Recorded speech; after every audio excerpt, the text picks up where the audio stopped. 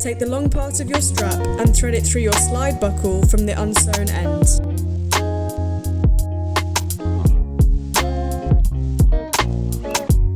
Once that comes out, thread that through the loop attached to your garment.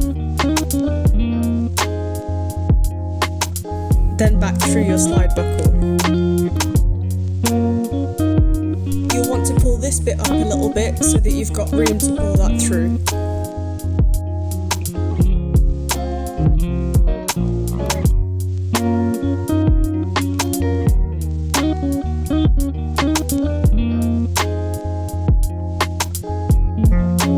Sew the end of your strap to the back part of your strap.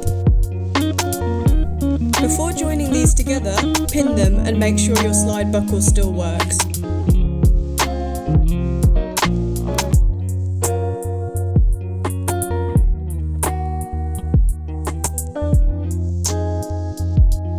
We've chosen to hand sew these parts of the strap together using a durable stitch, as the material was too thick to use a machine. If you want more information on using a durable stitch, check step 10.